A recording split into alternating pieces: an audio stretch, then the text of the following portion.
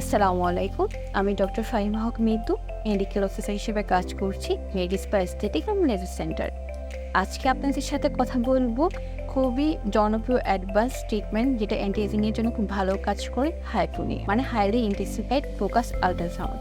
এই ট্রিটমেন্ট দিয়ে মূলত আমরা আমাদের এজিং সাইনটা খুবই দ্রুত কারেকশন করতে পারি। আমরা জানি যে আমাদের ত্বকের ডার্মাল লেয়ারে কোলাজেন ফাইবার থাকে, যা আমাদের স্কিনকে হেলদি এবং ইউথফুল লুক এনে দেয়।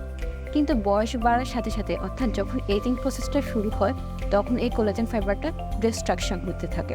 তাছাড়া অনেকের ক্ষেত্রে এজিং প্রসেসটা আর্লি এজে ভিজিবল হয়, যেমন যারা হাইলি কার্বোহাইড্রেট সুগার ইনটেক করে, অ্যালকোহল বা স্মোকার যারা রিপিটেড সান এক্সপোজার, তাদের ক্ষেত্রে খুবই আর্লি ফেজে এই এজিং প্রসেসটা ভিজিবল হয়।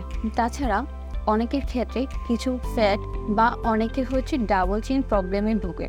এইসব প্রবলেম সলিউশনের জন্য খুবই জনপ্রিয় অ্যাডভান্স এবং non invasive non surgical procedure হাইপো। এখন আমরা জানবো যে অ্যান্টি এজিং সাইনগুলো কী কী। Fine line, deep wrinkles, sagginess of the face, collagen fibre destruction বা স্কিনটা ঝুলে যাওয়া, এগুলোতে এজিং সাইনগুলো। এখন আমরা জানবো যে হাইপোতে আসলে কীভাবে কাজ করা হয়। হাইপোতে আমরা মূলত একটা আল্ট্রাসাউন্ড ওয়েভ টার্গেট এরিয়াতে প্রোভাইড করে থাকি।